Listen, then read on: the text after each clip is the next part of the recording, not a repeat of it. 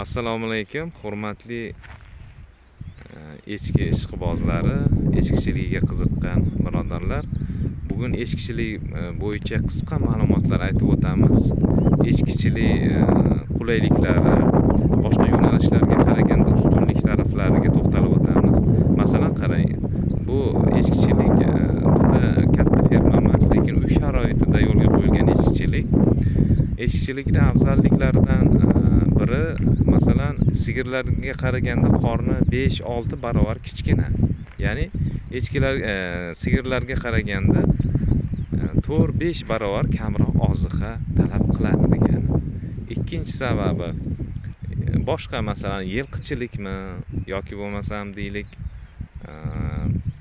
qo'ychilikmi, ulardan ham o'sha ustunlik tarafi shundaki, bular sog'in yo'nalishidagi echkilar hisoblanadi. Ya'ni o'sishda, semirishda davom etaveradi echkilar kuniga sut bera boshlaydi.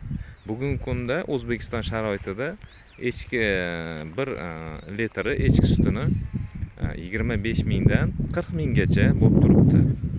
Endi o'sha talabga qarab. Tasavvur qiling, qo'ylar masalan har kuni 45 minglik yoki 50 minglik semirishga iloji yo'q yoki bo'lmasam kuniga ma'lum bir qismini bo'lib sotish iloji yo'q. Qo'y boqadigan bo'lsangiz yoki buqa boqadigan bo'lsangiz, keyin sigirlarda shunaqa ko'proq sog'in sigirlarda kamchilik bo'ladiki, oddiy uy sharoitiga. Masalan, 2-3 ta sigiringiz bo'lsa, qochmasligi mumkin, ya'ni homilador bo'lmay qolishi mumkin yil davomida. Echkilarda unaqa holat juda kamdan kam bo'ladi. 10 tasidan 10 tasi yoki 9 tasi har yili tug'adi. Agar ko'paytirishga ko'proq e'tibor beriladigan bo'lsa, bir yilda 2 martaga ham, 2 ta martagacha ham tug'ishi mumkin echkilar. Hozirgi bizdagi echkilar kuniga eng kami 1 litr, eng ko'pi 2,5-3 litrga yaqin beradiganlari bor kuniga. Boshqa zotdor yo'nalishlari ham bor, sekin qiziqsangiz bo'ladi. Ya'ni echkichilikni o'sha to'xtaladigan mavzularimizdan biri mana, masalan qarang, uyimiz yaqinidagi mana shu eski sklad bo'lgan. Lekin e'tibor beringki, o'tlar hozir endi pishib, quriy boshladi. Bu yerda masalan sigirlar yoki qo'ylar yoki bo'lmasam otlarni qorni to'ymaydi. Lekin echkilar shu yerdan ham topib yeb, masalan qorni to'yib, sut bo'lishi mumkin yoki semirishi mumkin.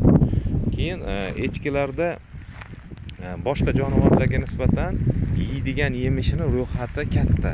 Masalan, deylik, sigirlarda yoki otlarda yoki qo'ylarda ma'lum bir o'tlarni yeydi-da.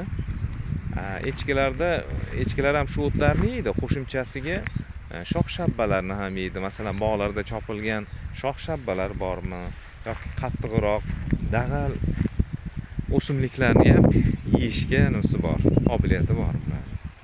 Keyin iloji boricha o'sha o'ziga toza tutishga harakat qiladi echkilar o'zini. Shunday qilib echkichilikni maslahat beramiz.